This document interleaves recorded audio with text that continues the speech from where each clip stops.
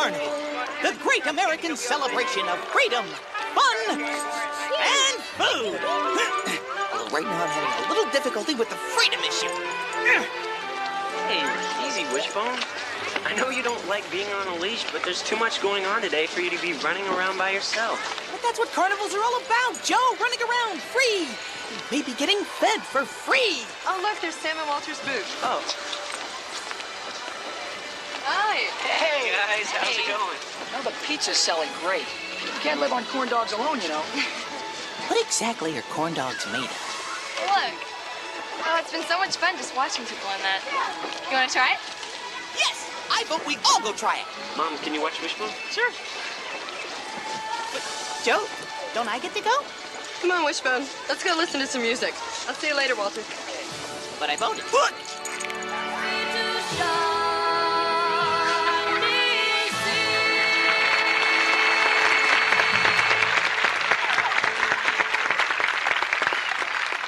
Hi, Travis. Hi, Marcus.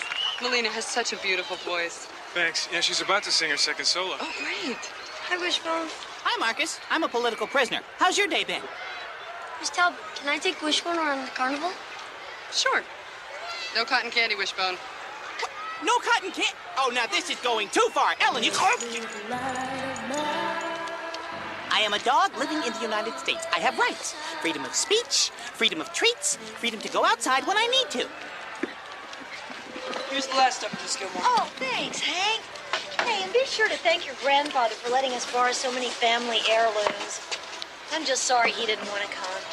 But I guess having all of this is the next best thing to having Ethan Johnstone himself. Trust me, Miss Gilmore. He'd send over his entire house to get himself out of public appearance. Oh, well, that's too bad. I bet a lot of people would like to talk to the oldest descendant of Moses Johnstone, the founder of Oakdale. Hi, Miss Gilmore. Hi, Hank. Well, hello there, Marcus. Hi, Marcus. Are you enjoying the carnival? How come nobody's asking the tied-up little dog if he's enjoying the carnival? Hey, Marcus, you been in the bounce house yet? Not yet. Want to go? I promised Miss Gilmore I'd work the booth right now. I might hit it after my shift. Miss Gilmore, will you watch Wishbone for a minute? Oh, well, I don't know. Thanks, Miss Gilmore. Wanda, you don't want to hold on to that. It's got dog germs. Dog germs. Wishbone, why don't we go find Ellen? Hold down the fort, will you, Hank? Great idea! We'll go to Ellen, and I'll present a list of demands. Demand number 1, remove Wanda from the end of the leash. Demand number 2, remove Wishbone from the other end of the leash.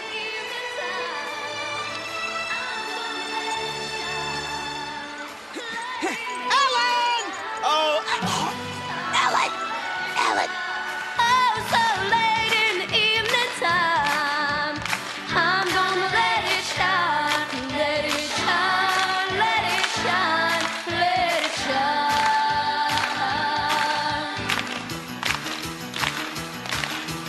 Everywhere I go, I'm gonna let it shine. Everywhere I go, I'm gonna let it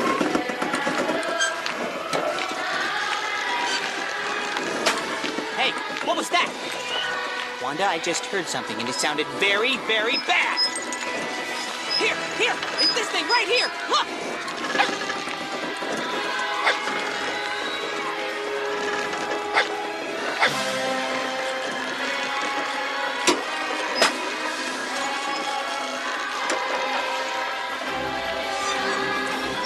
Oh, no. Melina. Okay, everyone, I want you to move off the stage in an orderly fashion. This is not a drill.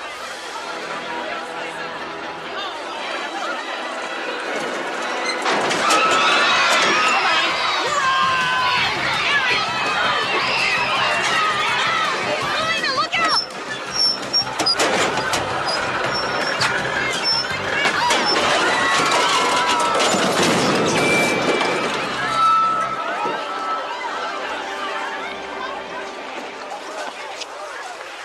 Ma'am, are you all right?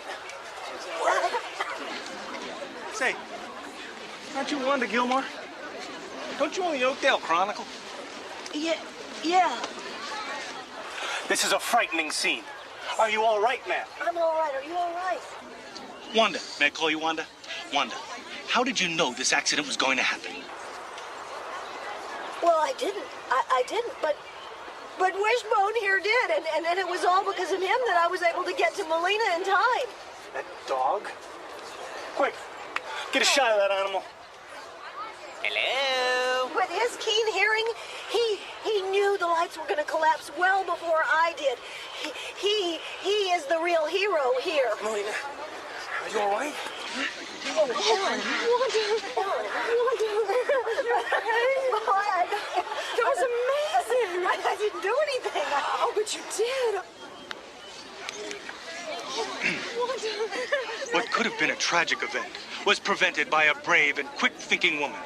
From the Oakdale Summer Carnival, this is Mitch McCain for Fast News 57. Remember, when you're looking for news, look for Mitch McCain. No, I couldn't have done anything without Wishbone here. He is just such an amazing dog. He is, isn't he?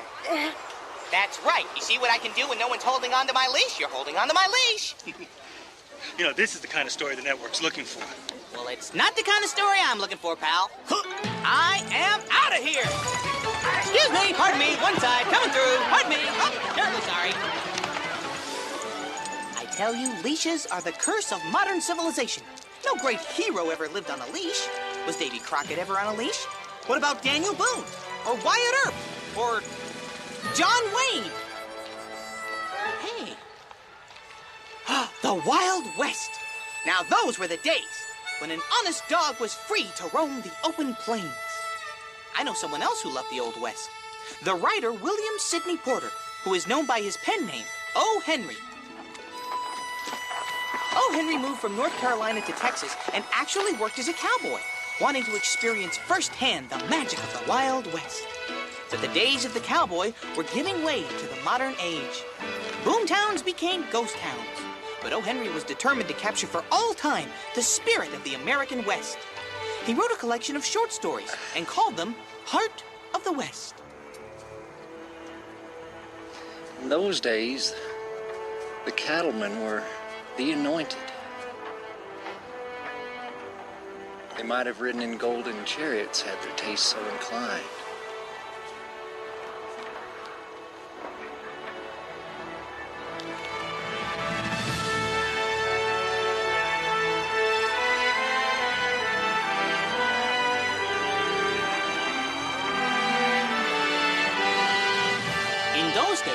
The cattlemen were the anointed. They drove huge herds across the vast plains of Texas. From the dusty trails came stories about a character of legendary proportions who cast a giant shadow across the Wild West. Long Bill Longley was his name. Long Bill and his best friend Tom Merwin were a fiercely independent breed. Why, there wasn't an obedience school in all the land that could tame them. Yeah, yeah, get him, yeah, yeah, yeah. Mooka! Ha! Yeah!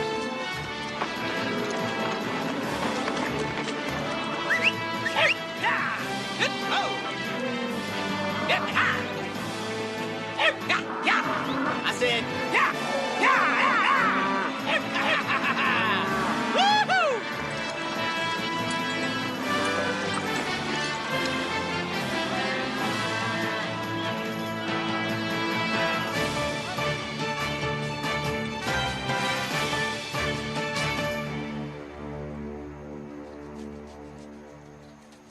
Even when Long Bill was just a pup, he was known as one of the best hands around. He worked long, hard hours on the open range. Oh, okay, Tom, put her in there. That's got it. Hey, Tom, we got 10 miles to go and we're out of posts. Luck, thrift, and a cool head raised him from cowboy to cowman. I'm cleaned out. Then there was Calliope Catesby, who gambled away every break he ever got, leaving him with nothing but a hole in his pocket and a hole in his heart. Say, Tom, it's been a while since Calliope's been in one of his bad humors. That's true, Bill. Calliope has been mighty calm these days. If he keeps losing money the way he has been, I don't know how long it's gonna last.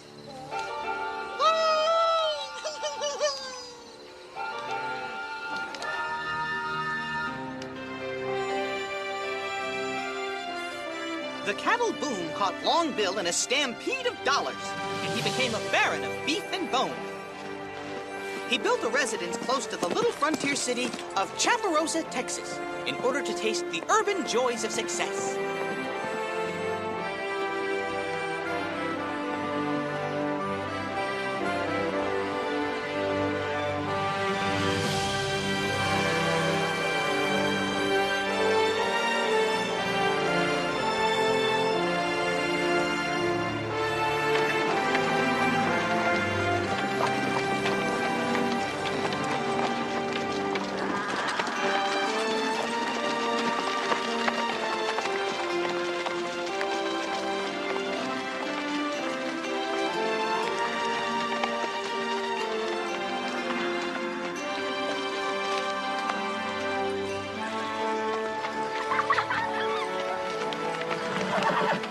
Although the cattle boom didn't catch Tom Merwin in a stampede of dollars, he remained in the cowboy trade, an honest hand, a hard worker, and a good friend. And every day without fail, Tom would ride into town and meet up with Bill to have lunch. Bill hung up his spurs, organized the First National Bank of Chaparosa, and became bank president.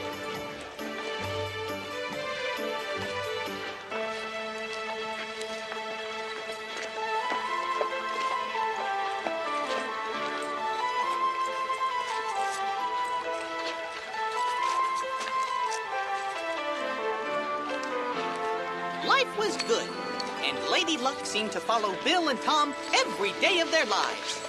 Every day, that is, except today. Happy days, Bill. How do, Tom? I'm feeling lucky. Well, I wish I were. Take a look at this.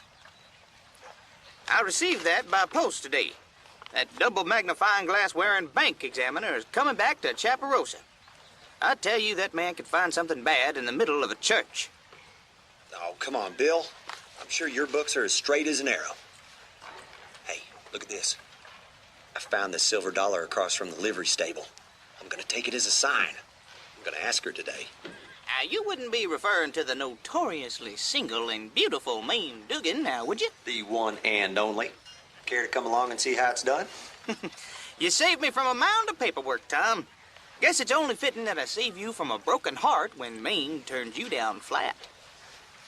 Not today, Bill. Say, let's ask Marshal Buck to come along for lunch. Sounds good.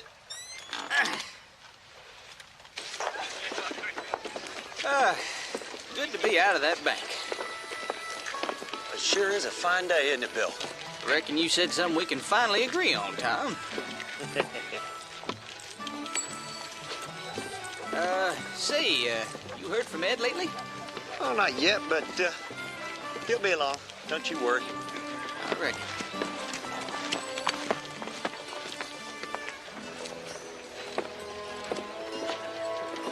Yeah, good day to you, Miss Wilhelmina. Oh, how are things at the bank, Bill? Oh, can't complain, George. Can't complain. So, George? See you, George.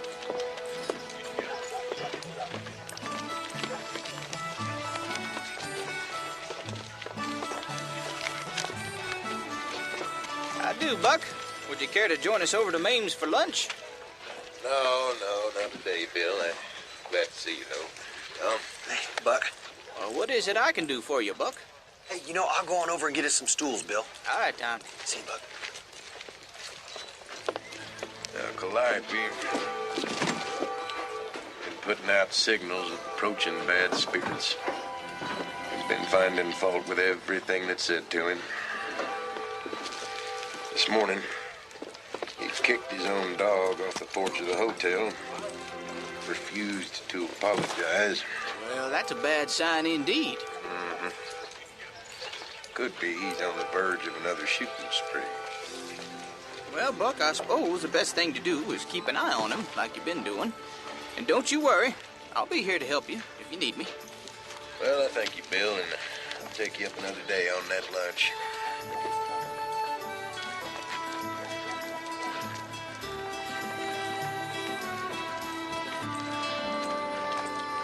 Mr. Longley, do you remember me?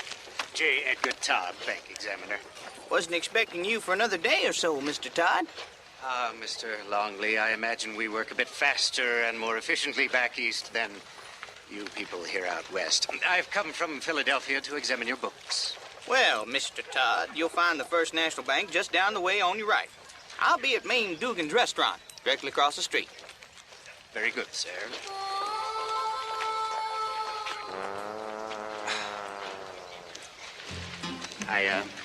I shall meet up with you there.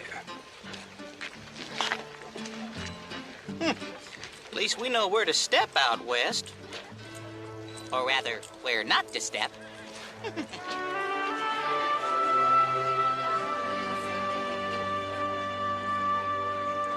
Marcus, Melina, oh, hi. You need to sit. Marcus, Melina, Travis, here. You sit right over here. Okay. Hurry. Oh, Ellen. And yes, you guys, Joe, Sam, Walter, okay. All right, here you go. Okay, no, you two switch. Oh, here's some breadsticks. Oh, there you go. Oh, look, up, it's starting. Spectators watched in awe as 12 members of the Glee Club were rescued from the collapsing stage lights by Wanda Gilmore and her dog, Wishbone. What? Her dog? And they call themselves a news program. Mitch McCain was on the scene when the accident happened. How did you know that accident was going to happen? Oh, well, I didn't. I didn't, but Wishbone here did, and it was all because of him that I was able to get to Melina in time. Wanda Gilmore, owner and operator of her town's newspaper, the Oakdale Chronicle, is not only one of Oakdale's leading citizens, but its newest local hero. In an upcoming report, we'll be profiling the life and times of Wanda and her amazing dog, Wishbone.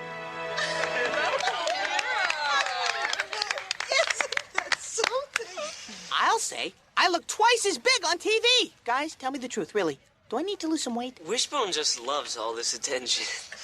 Yes, he does. I'm sorry they think Wishbone is my dog, Joe. Oh, it's okay. It's fun seeing him on TV. They asked if he could be there for my profile. Is that okay? Sure. Woo, all this publicity has given me quite the appetite. What about you, Wanda? Thank you. Eating is such a civilized activity. That's the way it was in the Old West. Every day at lunch, cowboys would put down their work and take up their forks. And Mame Dugan's was the most popular eatery in Chaparosa. If any place could be called the center of town, it was Mame's. And Long Bill never missed a meal. Howdy, Bill! Howdy, everyone.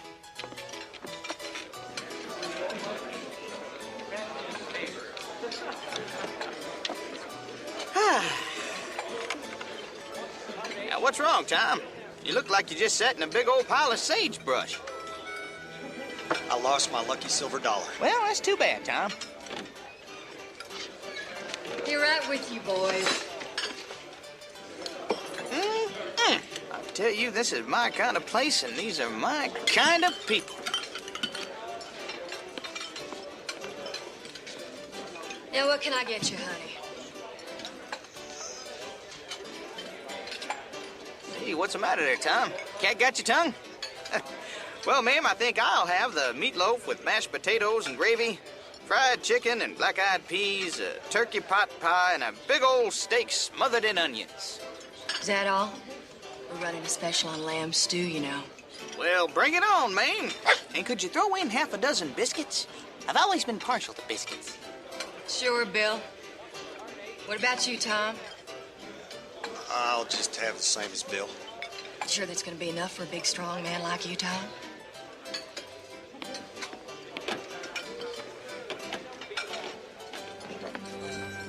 Well, if it isn't our local purveyor of goods both fine and gentle.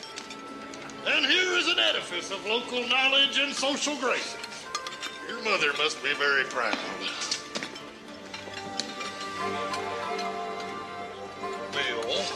Calliope.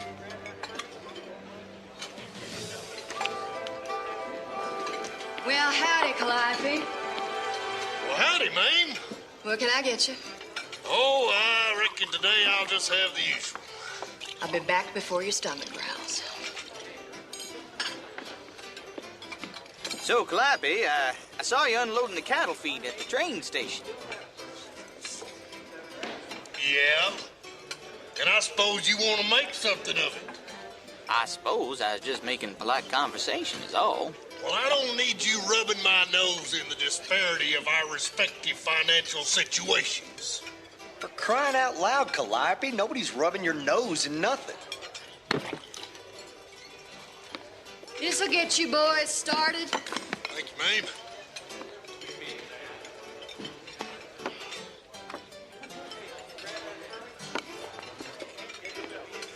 Mame, I wonder if you'd do me the honor of joining me on a sunset ride this evening? Why, I reckon you've never seen such a sunset as the one you'll see from sitting atop my trusty steed, Apricot. Calliope, I like you as well as I like any of them. But there isn't a man in the world I'd ever spend time with, and there never will be. Maybe you just ain't met the right fellow yet, man. Do you know what a man is in my eye? He's a tomb.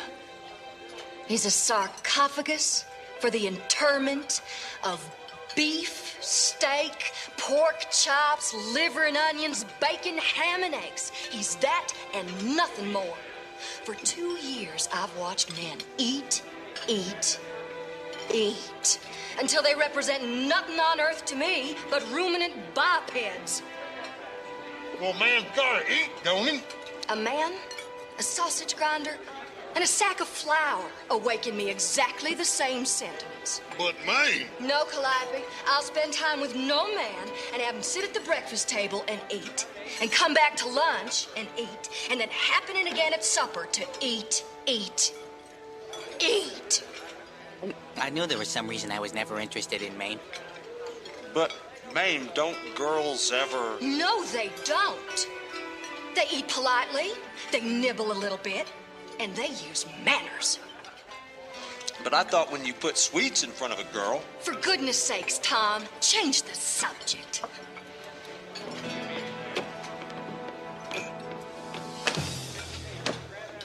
Look at you.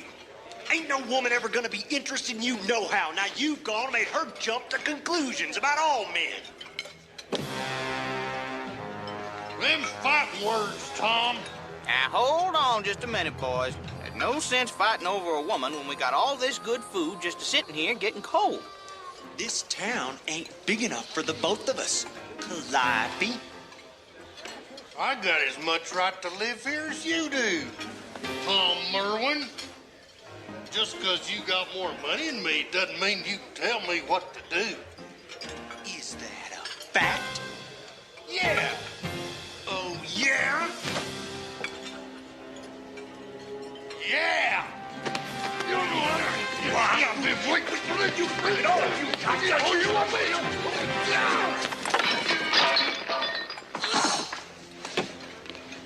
Yeah, it's my dinner! Now look at what you've done. Looks like dinner's on Tom. I can't see!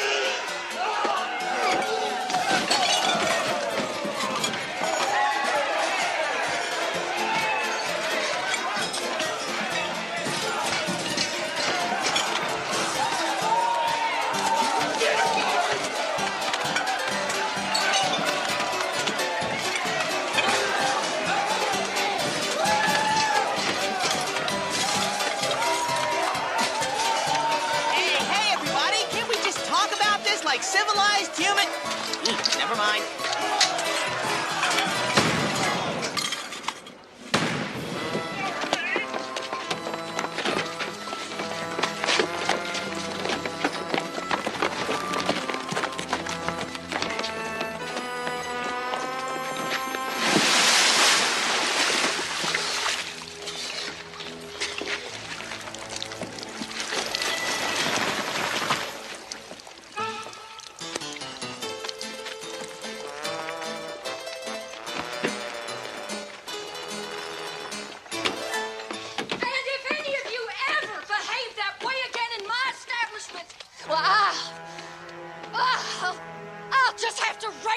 prices.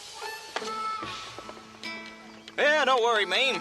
I'll bring by some of my friends later, and they can lick the place clean. My dear Mr. Longley, has there been some sort of trouble? Oh, just another day in Chaparosa. I see.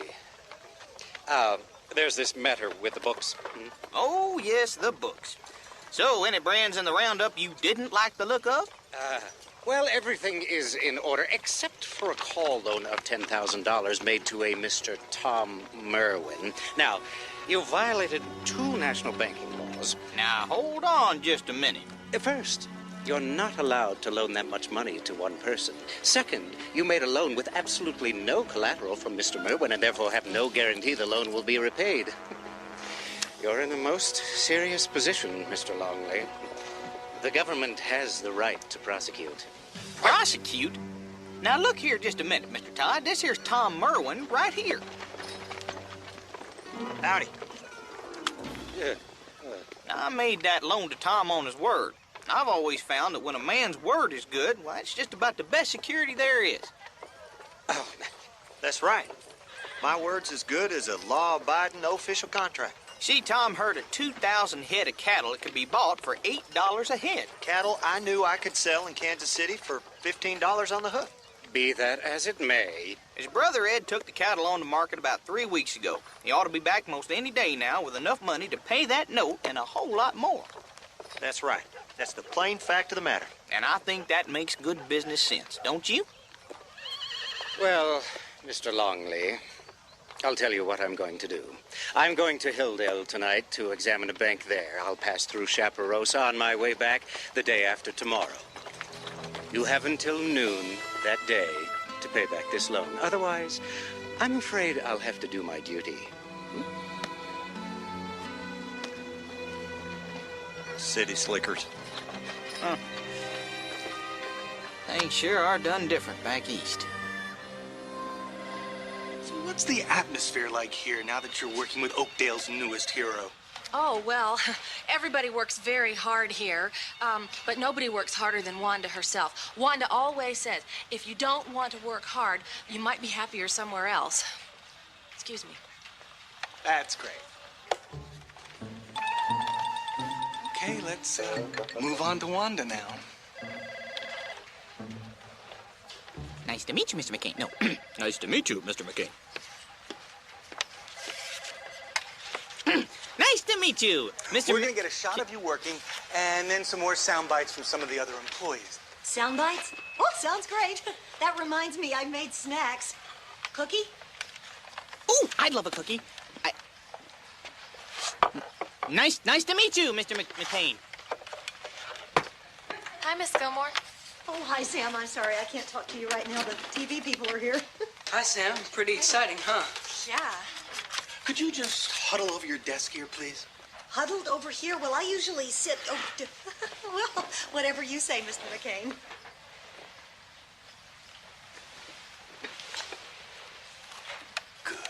Good. Ready?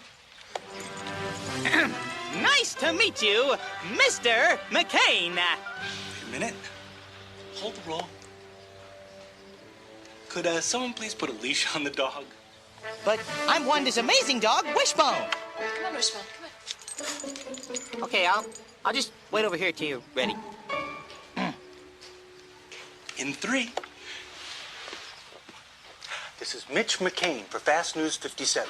Remember, when you're looking for news, look for Mitch McCain. I'm here with Wanda Gilmore, an Oakdale hero and a woman of mystery as well. Mystery? This is an exciting time for you, isn't it, Miss Gilmore? Well, yes, in a way, I guess it is. Miss Gilmore, our investigation has discovered that not only do you own the Oakdale Chronicle and the beautiful building it's in, but you also happen to own the building that Oakdale Sports and Games is in. Isn't that so? Well, yes, but I've tried to keep that quiet. Well, I don't mean keep that quiet. It's just that it's rather personal. There are particular reasons for my owning it. So, you just want to keep it a secret for personal reasons? Wait, please. Oh, you're turning my words around. Isn't that what you said? There are personal reasons? I wanted to be sure that the old Oakdale firehouse was preserved. You see, my father instilled in me a love of these wonderful old buildings, and so when I was able to purchase it, I jumped at the opportunity. So you began buying up government buildings to control development. I see. Is that also what your father wanted? No, of course not. That is not what I meant. You're changing my words again. I think I have everything I need.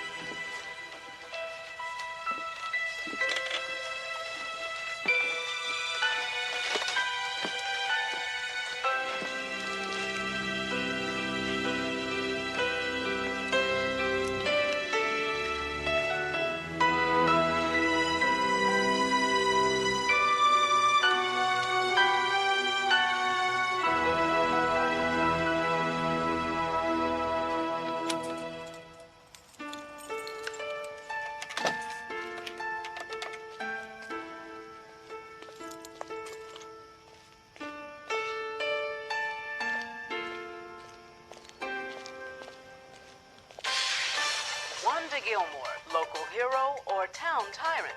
Things may not be as they appear for the Oakdale hero. Learn about her secrets and backroom dealings in Mitch McCain's exclusive investigative report tomorrow on Fast News 57.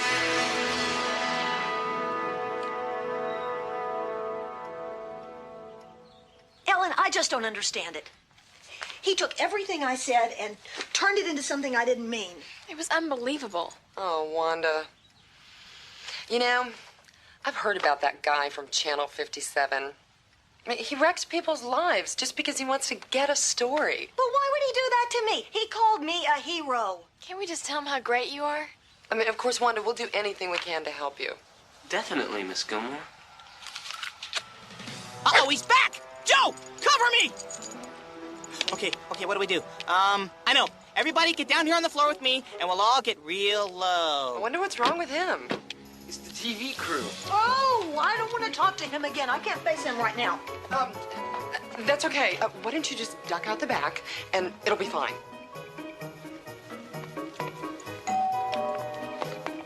Psst, Ellen, let's all duck out the back.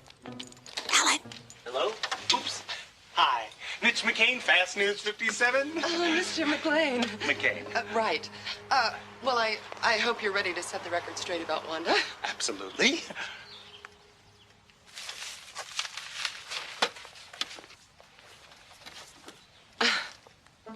Oh, man. Every time this guy shows up, bad stuff happens. I think I'm just gonna grab my squeaky book and head for the backyard. Squeaky! Why don't you just sit at the table and just act natural? You too, Joe. You go stand over there.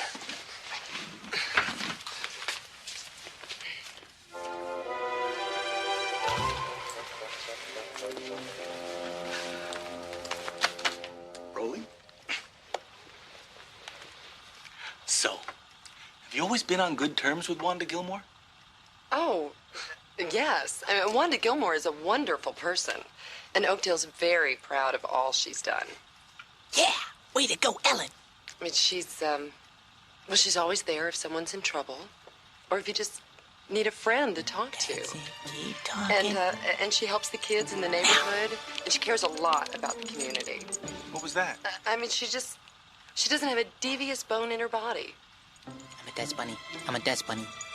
Look, it's Wishbone. Bye. What's he doing in your house? Well... Wait a minute. That bowl has Wishbone on it. Is Wishbone your dog? Yes, he is.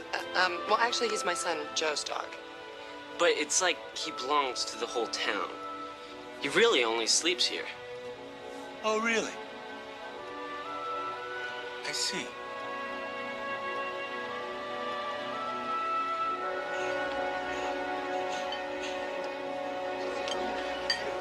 And now, Mitch McCain's Fast News 57 investigative report on Wanda Gilmore, local hero or town tyrant. Thank you, Helen. We watched in awe as Wanda Gilmore rescued young Melina Finch from the wreckage of the collapsing stage of the summer carnival. But there appears to be a dark side to Wanda Gilmore. We talked to some of her employees down at the Chronicle. Well, everybody works very hard here. Wanda always says, if you don't want to work hard, you might be happier someplace else. Excuse me. And Travis Del Rio told us about Wanda's stronghold on the local business community.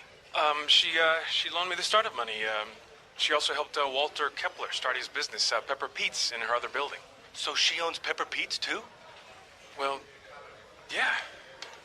Look, I'm sorry. I thought everyone knew that.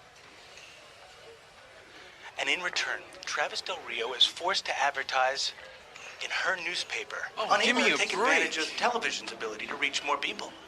And what about the dog she claimed was hers? Wanda's neighbor, Ellen Talbot. Well, actually, he's my son, Joe's dog. Wanda has even persuaded Wishbone's owner to go along with the sham. He really only just sleeps here. Oh, really? Wow, that's very interesting, Mitch. You wouldn't think such an upstanding citizen would be so deceptive. I know what you mean, Helen. But tell me, Mitch, what is the latest piece of information you've uncovered? Well, Helen, I'm standing here on beautiful historic Oak Street, in front of the now infamous Oakdale Chronicle. We were able to uncover city records that unequivocally shows that Wanda Gilmore actually owns every building on this fabled block. Does Wanda Gilmore have her own self-serving plans for downtown Oakdale?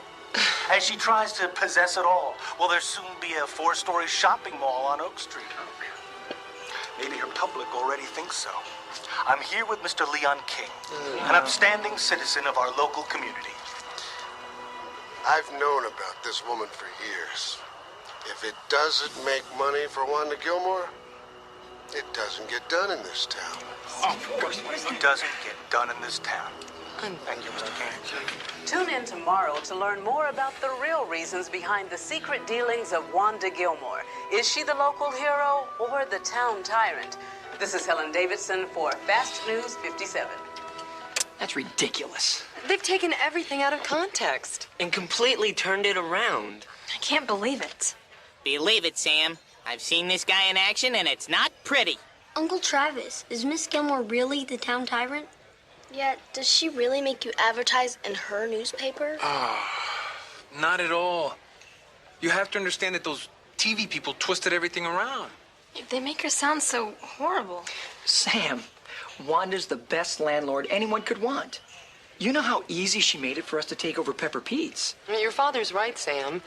There was nothing deceptive about what Wanda did. I mean, she kept her father's dream of preserving the beauty and the history of Oakdale. And that's it. Yeah. Why should you get in trouble for helping your friends?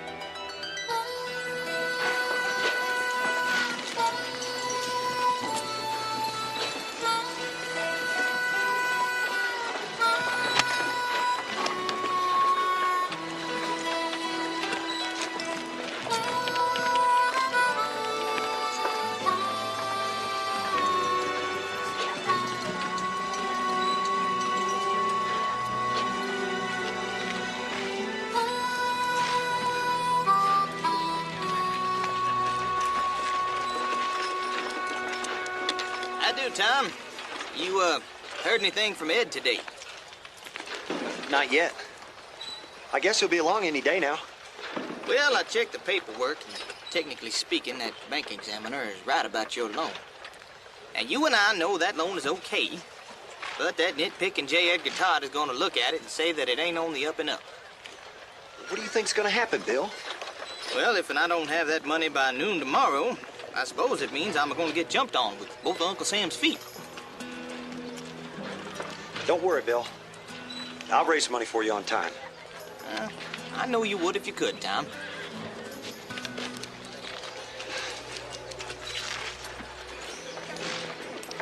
What was Long Bill thinking? He is president of the First National Bank. There are government regulations and such. He had no right putting through such an improper loan. So, you gonna help me out, Coop? Now, don't say no.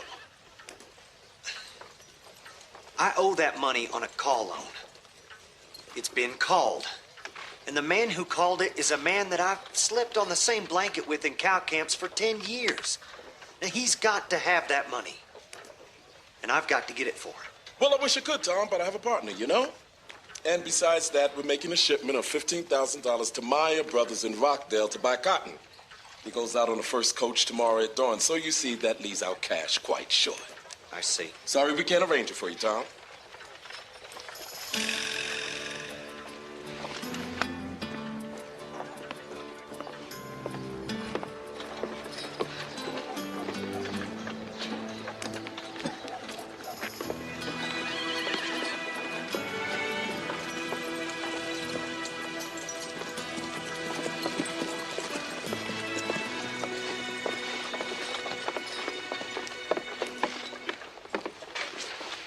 Howdy, George. Howdy, Tom.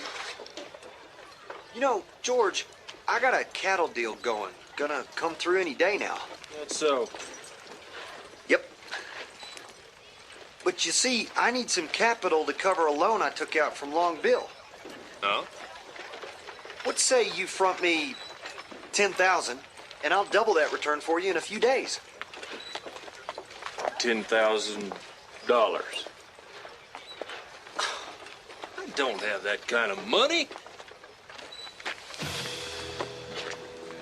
Long Bill in some sort of trouble, Tom? Oh, it's that dang bank examiner come to town and called in my loan. If I don't pay that money back, it's going to be on Long Bill's head for giving it to me in the first place. I'm sure sorry to hear Long Bill's in trouble with the government.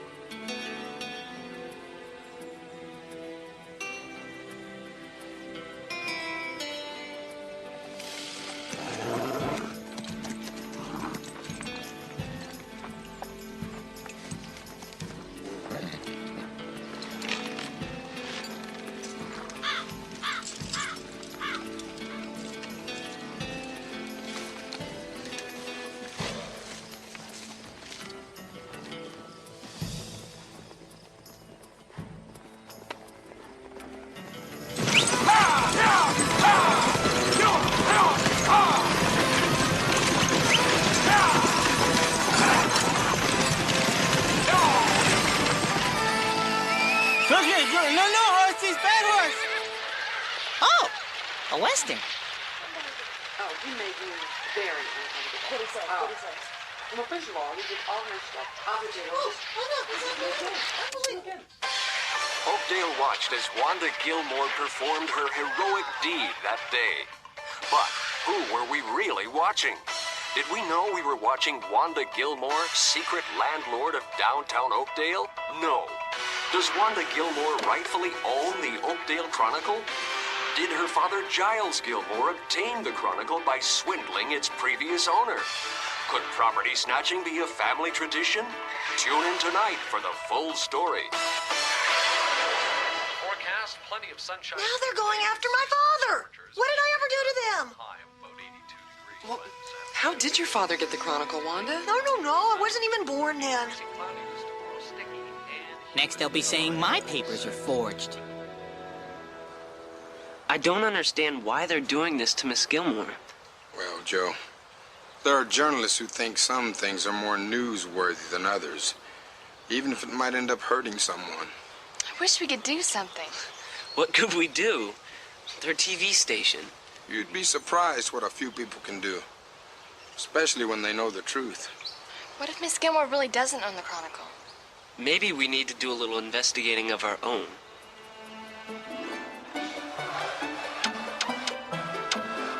Paper goes up, paper goes down, paper goes up, paper goes down, paper goes up. I could do this all day. Paper goes up. Okay, Wishbone, quit fooling around. Oh, you guys get to have all the fun. Sam, move that little lever and watch what happens. Paper goes up, paper goes down, Sam?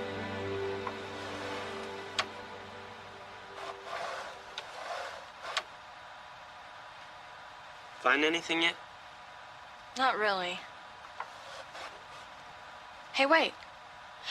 On May 22nd, 1932, the ownership changed from Skelton to Gilmore. There's nothing in this history book either. We're really coming up empty, you know.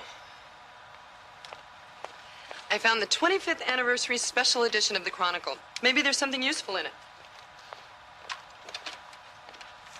Oh, come on, it's my turn. Paper goes up, paper goes down. Look, here's a picture of Miss Gilmore's father. Who are all those other people? I'm not sure, but I know that's Ethan Johnstone. Well, that's Hank's grandfather. Maybe Hank can help us out. Is there a way to get a printout of this? Sure. Wanda! Oh, I'm so glad you're here. Tell us what's going on. We've been getting calls all day. What's this about you not owning the Chronicle? How are we supposed to respond to these allegations? Please. What do you want us to say? Everyone, there's nothing to worry about. Let's get back to work.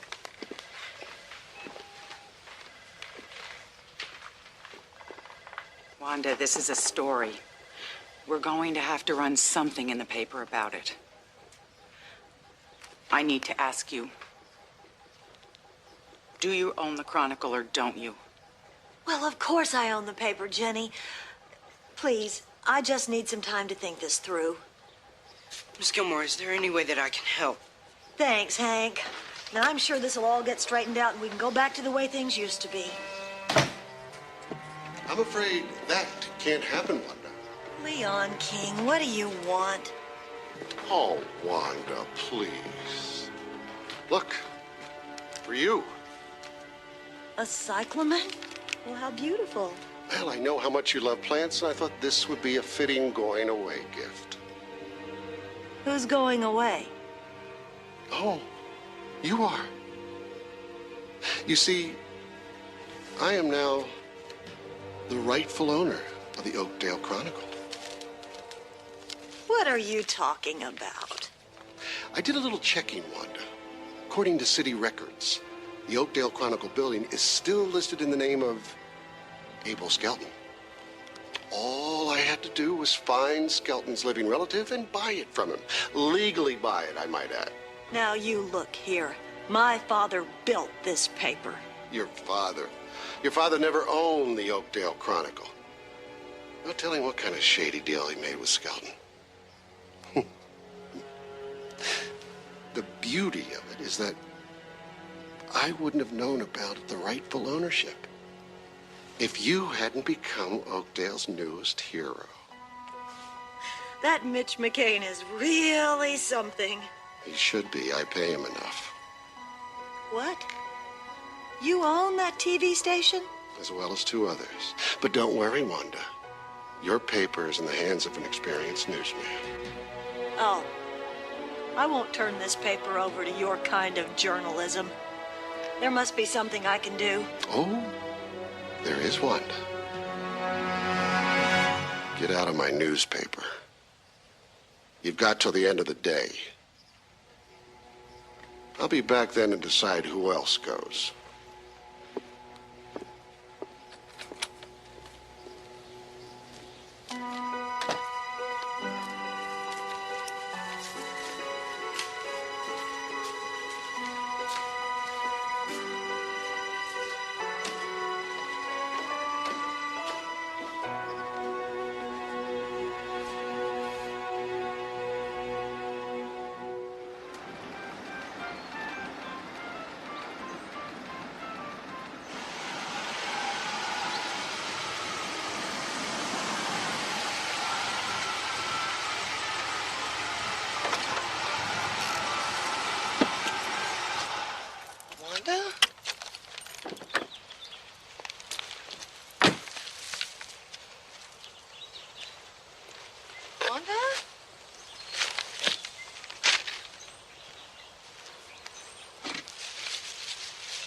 Are you okay, Wanda?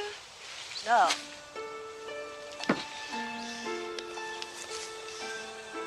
Is there anything I can do? I doubt it, Ellen. It's all a little bit late for anything, isn't it? No, it isn't, Wanda. It's never too late for your best friend. Thanks. It'll all work out. Because you're bigger than the newspaper, Wanda. And Wanda Gilmore is so much more than what a Mitch McCain shows us on TV. I'm not so sure anymore, Ellen. Not so sure.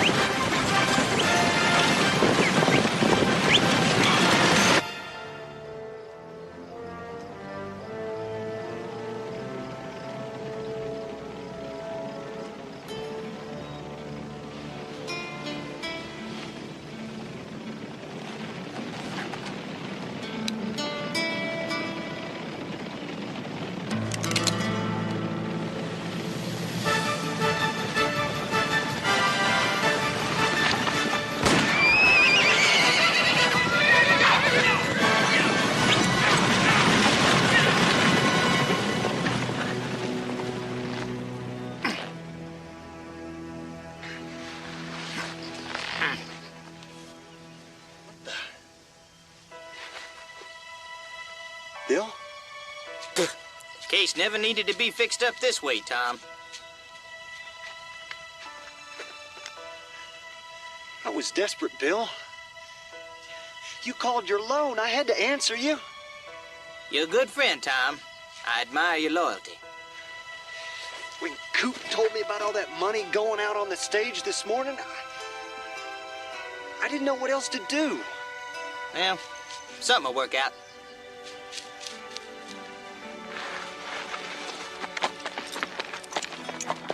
What time did you say that bank examiner was coming back? Around noon. What about Ed? Think he's on his way back with that money? He's gotta be. There ain't no two ways about it. I suppose we could take us a ride into Montgomery, see if he's there. Sure. It'd be just like old times again, out on the trail. We had us some good times, didn't we, Tom? We sure did, Bill. We sure did.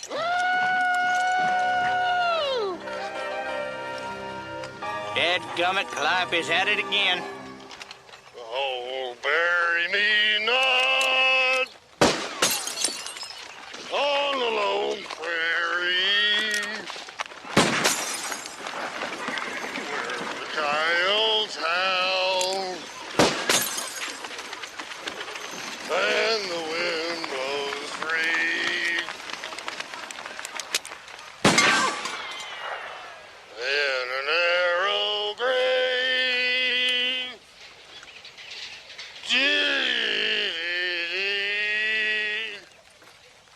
oh, bury me not on the lone prairie.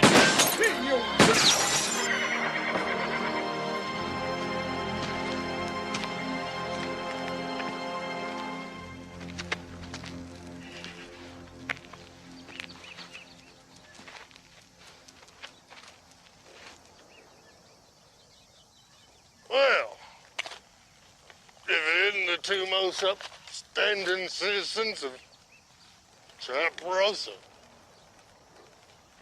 Why don't you just do this town a favor and go crawl under a rock till you sleep this thing off? I don't have to take no orders from you, Tom Merwin. You two strut around here like you own this town. Now, hold on just a minute. What's all this fuss about, Calliope? It's just pure dang luck that you two are where you're at and I'm where I'm at. With a different roll of the dice, why, I'd be wearing your boots right now. Well, if you just worked for once in your life, you would be wearing boots like mine. You see, that's what I just don't understand. How can a feller be so dang stupid? I was in a fighting mood, Tom. And I got a bullet right here with your name on it. Tom Merwin, I'm calling you out. He is out, Calliope. Okay. All right, Calliope. I'll take you up on that. Why don't you call out the paces, Bill? Sure thing, Tom.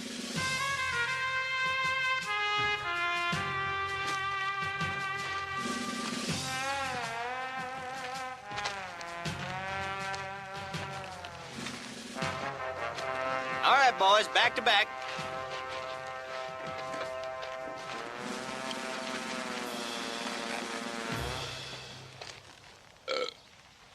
Here we go. 1, 2, 3, 4, 5, 6, 7, 8, 9, 10.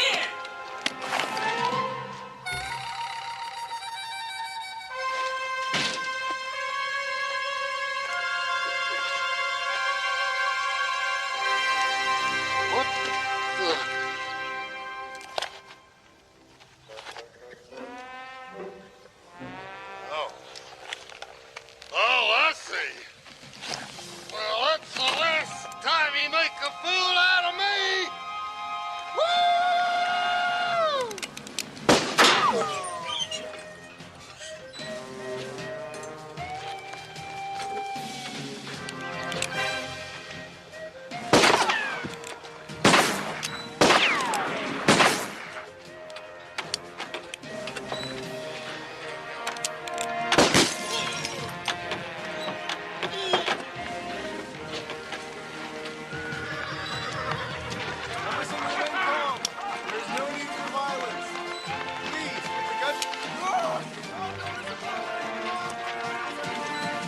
Now, Calliope, I want you to stop this foolishness right now.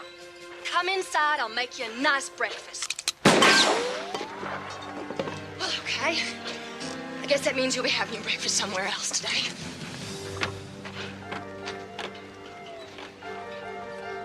Shot at Maine.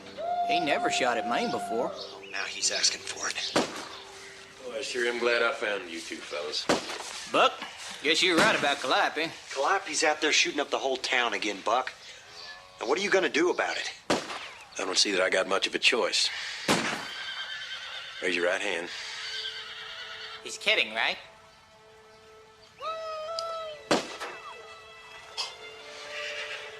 I hereby deputize the both of you. Till this situation is resolved.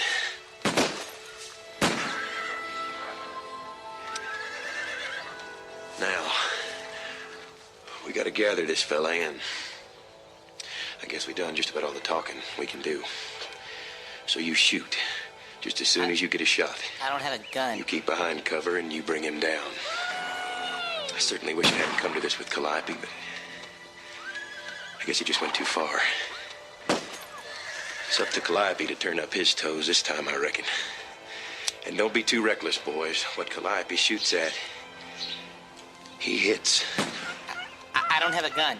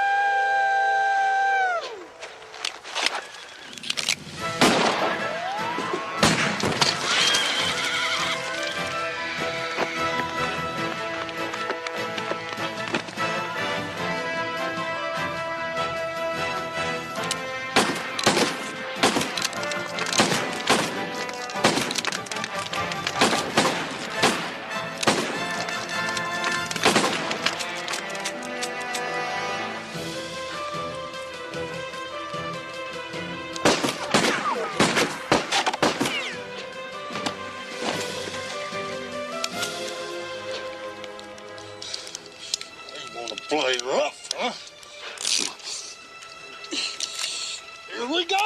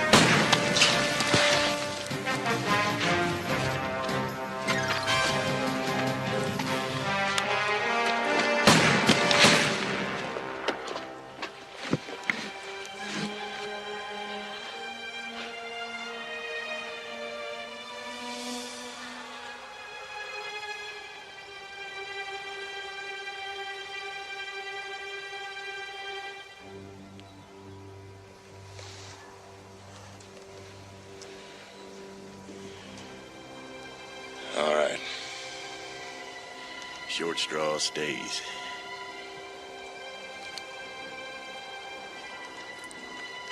Bill?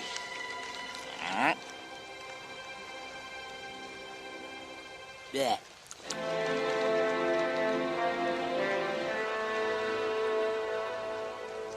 Well, that's it then. Bill and I'll go into the station. You stay here and cover the building in case he comes out. Oh, let me go in, Buck. No. Straws have been drawn, Tom. Come on, Bill. I don't have a gun.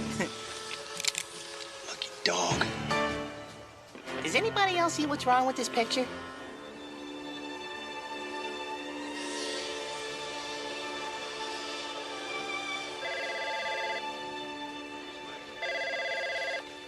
So then the dog says, I don't have a gun. Oh, that's funny. Mr. King owns it? Where's Miss Gilmore? I haven't seen her since he left. And I've been looking through the Chronicle's archives ever since. But I still haven't found anything that proves Mr. King wrong. I read the whole comic section. No help there. We've been trying to help, too. This is all we turned up in the library. That's my grandfather. Yeah, we thought he might know something. I never thought of that. Let's go ask him. Hey, why don't you guys go see him, and I'll keep looking in the archives. Good idea. Let me show you where they are. Okay. Hey, Joe, looks like we've been deputized to save the ranch.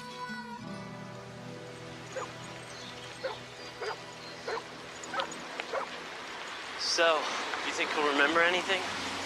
I don't know. He usually can't remember what he had for breakfast.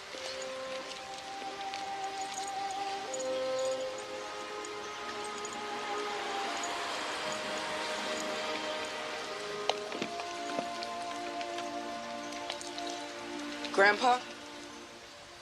Who wants to know? It's me, Hank. Hank? Your grandson.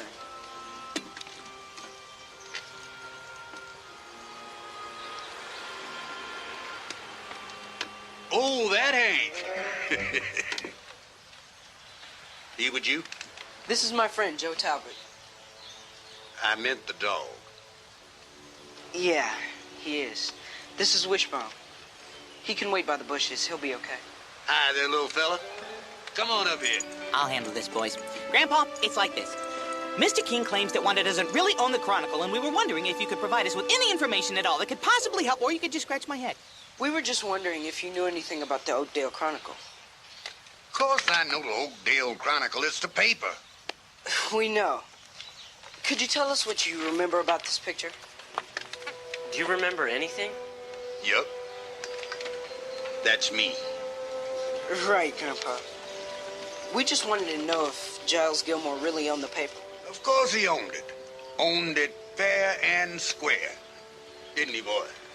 Sure. We remember, don't we, Jack? His name is Wishbone, sir. Right. You told me that. But I just can't tell you how much he reminds me of my dog, Jack.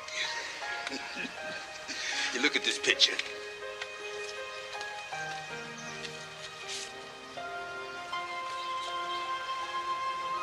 Spitting image. How do you know it was Mr. Gilmore's fair and square?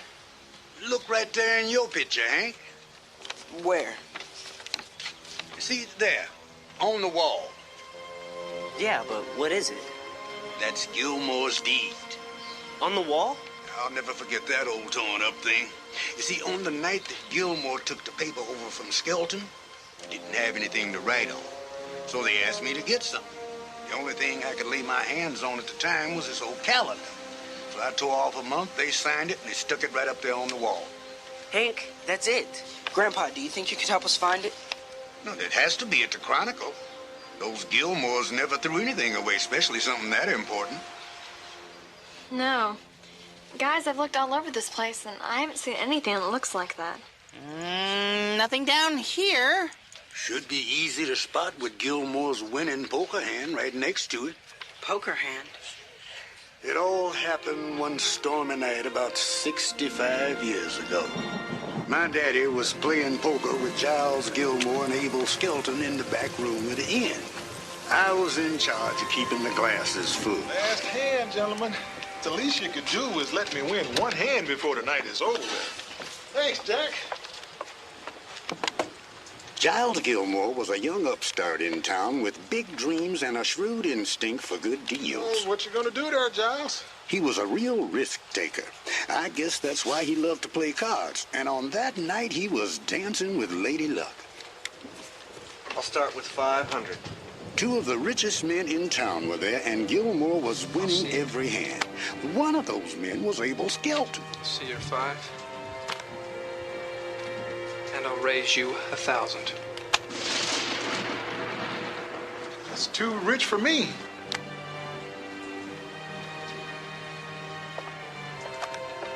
I'll see your 1,000.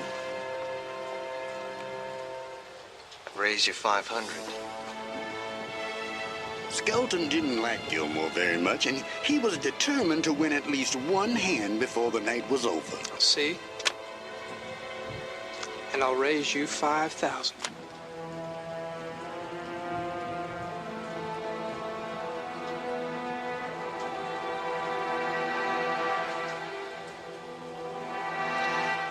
All right, Abel. I'll see your 5,000 and raise you another 5,000.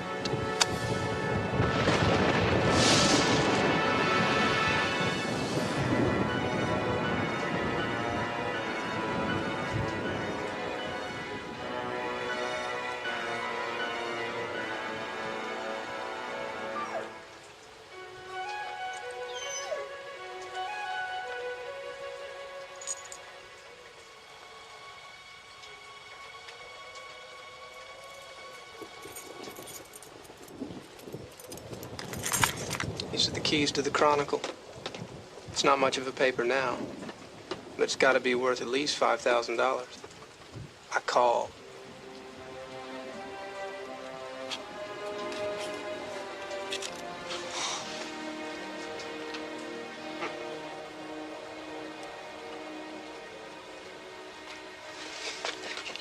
You tricked me. You and that mangy mongrel tricked me. Now, Abel. Now, Giles beat you fair and square. Besides, the dog belongs to Ethan here.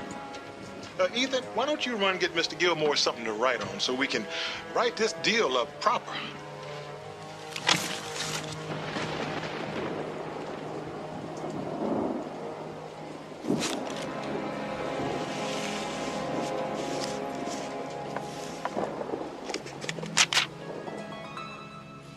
And that's how it all ended up. Skelton moved on to another town, and Gilmore made the paper what it is today. That's a good story. Yeah, but who ever heard of dogs playing poker? So you see, there is no way Gilmore would have lost that deed. He had it framed and everything. What are we standing around for, people? What we need is some action!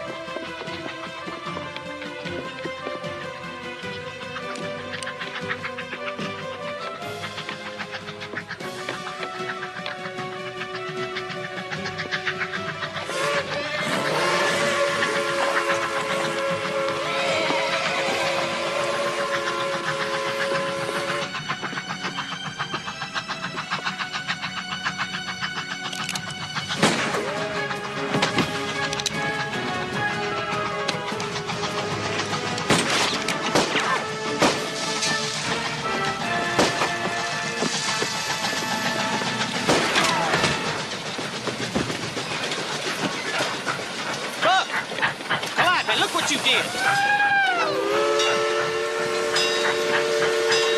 You all board the same, Bill? Ma? It's my ma. I can't let her see what I've become. Well, it looks like you got yourself in quite a fix, Calliope Catesby. Bill, I'm begging you. I swear if you give me another chance, I'll quit the racket. I'll drop the tanglefoot and the gunplay, and I won't play house no more. I'll be a good citizen. I'll go to work. I'll quit my foolishness. I swear by gum. Please, Bill, you got to help me. I'll do anything. I'll snort a prickly pear up my nose. I'll dip myself in plum jelly and roll on an anthill. Now, hold on just a minute, Calliope.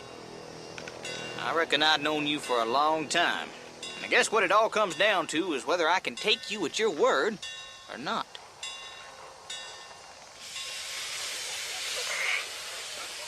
There now, great big strong man.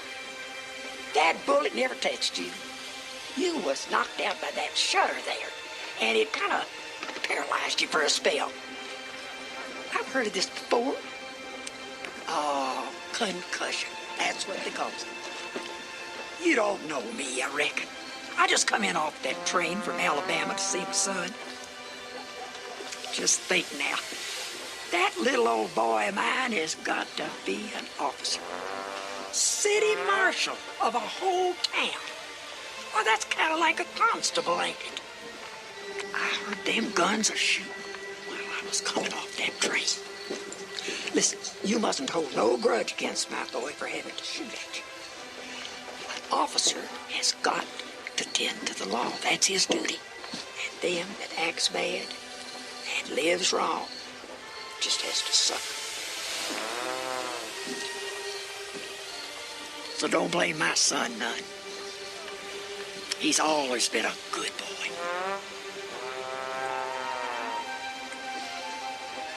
Won't you let me give you some advice, sir? Be a good man and leave liquor alone. Live peaceable and godly. Keep away from bad company. Work honest. Sleep sweet. And, what does the marshal think about his mother's advice? think it's good advice? I says this. If I was a drunken and desperate character, follow it. And if I was in your place and you was in mine, I'd say, Marshal, I'm willing to swear that if you give me another chance, I'll be a good citizen. I'll go to work. I'll drop my foolishness. You have my word on that. That's what I'd say to you if you was the marshal and I was in your place. You was in my place. You said that. I was a marshal. I would say to you, go free. And you do your best to keep your promise.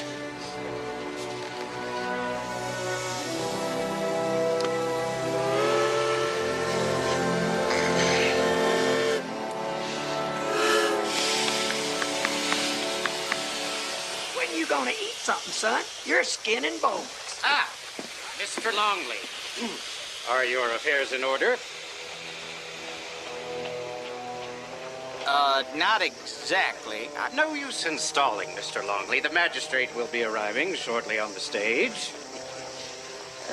Are you the marshal here?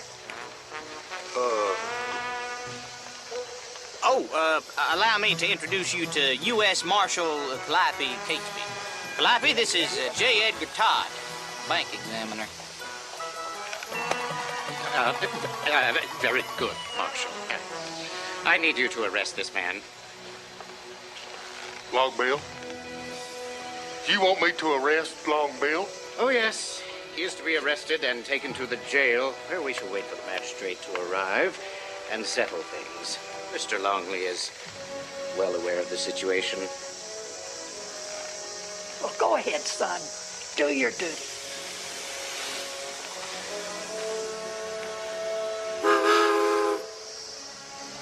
I tell you, just ain't been my day. Well, here you go, Marshal.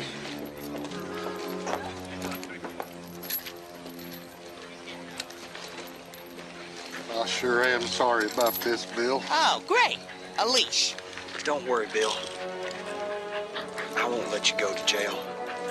I'll take your place if it comes to it. I just hope Ed shows up before that magistrate does. Hold it, Marshal. I believe that is the magistrate now.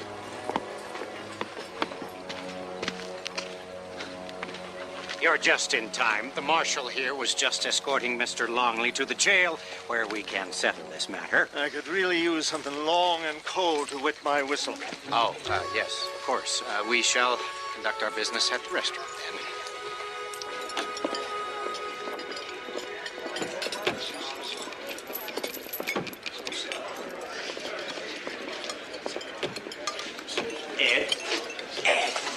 When'd you get in? I just come on the noon train. All I could think about was Maine's fine fixings the entire way. Well, I do believe I could eat myself a steer. Did you make the deal? All bought and sold. There's 30,000 greenbacks in that sack. Mr. Todd, this is my brother Ed. As you can see, I have more than enough money to cover the loan.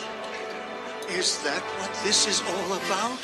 You got me out here in the middle of nowhere for this? Marshal, you may release the prisoner. Don't you ever think before you jump to conclusions? Well, now, I...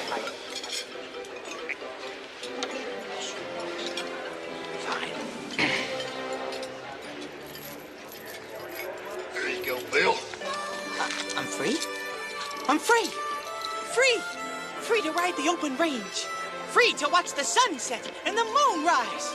Free to dig in the fertile soil of the prairie. Unleashed! Wahoo! Wait a minute. I got a whiff of something. We're looking for it right now. It's here, I know it. Look, kids, I don't care about any backroom poker games. I just want everybody out. I found it. I found it! Hey, guys! If you could just give us a little more time. All right. Enough of this little treasure hunt. Hey, guys! You have to give Miss Gilmore another chance. She loves this paper. You see what I mean when I say no one ever listens to the dog? Hey, guys! What is it, Wishbone? Hey.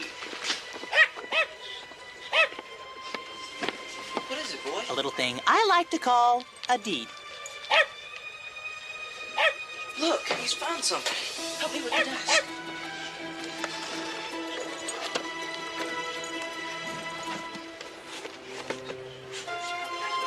This is it. I can't believe you found it, Wishbone. What's so hard to believe? I'm a dog of many talents when I'm not on a leash. See, this is it. This proves Miss Gilmore owns the Chronicle.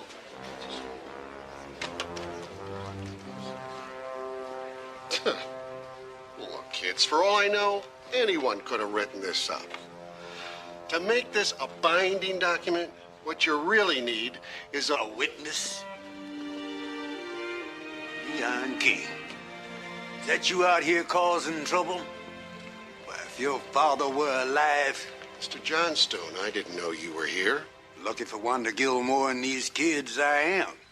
Trying to take away her newspaper. I remember you trying to take away your little brother's toys. I guess you haven't changed much. Yeah, you tell him, Grandpa. Now, look, Now, look, nothing. Here's the truth of the matter. Wanda has a deed. The deed has a witness. And you don't have a newspaper. So why don't you just go on and get out of Wanda Gilmore's Chronicle? All right, mister. Grandpa. Grandpa. You win. You win.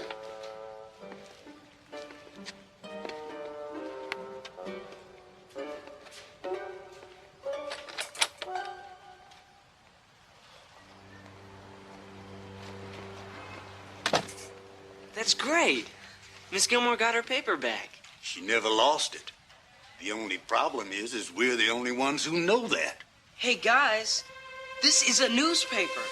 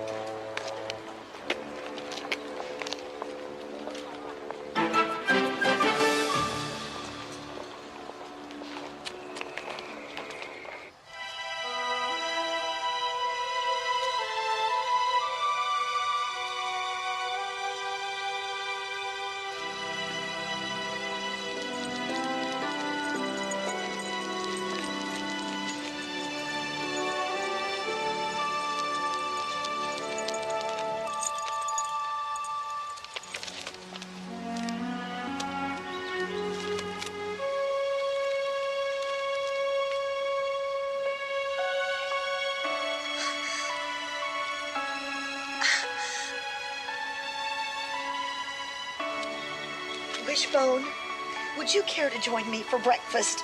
Oh, yes. Always room for another breakfast. Good evening. This is Helen Davidson for Fast News 57. It has been brought to our attention that there were one or two erroneous statements in Mitch McCain's investigative report on Wanda Gilmore. We seriously hope that our comments and statements did not offend Wanda Gilmore or anyone in the Gilmore family. And now, here's Mitch McCain with part one of his week-long expose, The Dewey Decimal System, a secret alien code. Fact or fiction? Thank you, Helen. Wanda, I think we need to do a news piece on something really important. An important political issue. Something that concerns every American citizen's basic rights of freedom and happiness. I want to call it Abolishing Leash Laws, the right thing to do.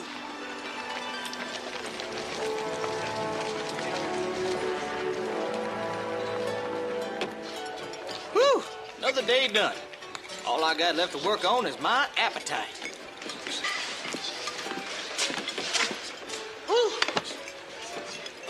I just put Ma on the train back to Alabama. Here. I can't take being marshal no more. There's too much responsibility. Does this mean you'll be returning to your former ways, Calliope? Oh, no. No, sir. Nope. Calliope. I learned my lesson. Here you go, boys. Thank you, ma'am. Thank you, ma'am. Tom, you didn't want anything? No, ma'am. I think I'll just stick with coffee.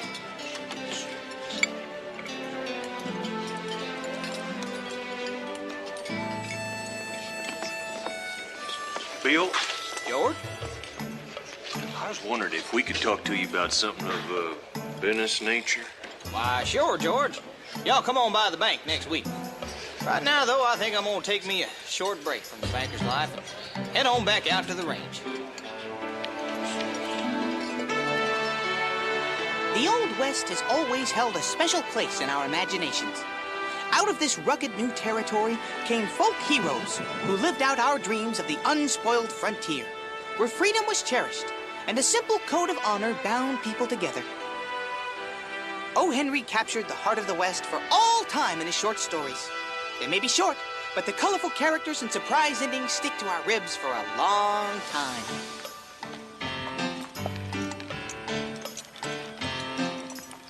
So, Mr. Henry, may I call you O? Thanks. You know, I have my own idea for a story. It's about a dog, not just any dog, but it's about a dog, and he talks. Well, okay, he talks, but nobody really pays him any attention. Nobody listens to the dog. That's one of the things he says all the time. And he has this big imagination, and he's all the time finding himself in these incredible stories. Like, this one time he's an orphan, and another time he's a great detective, and another time he's a cowboy. And I've been working on my cowboy yet. Listen to this. Woohoo! Anyway, I'll give you this one.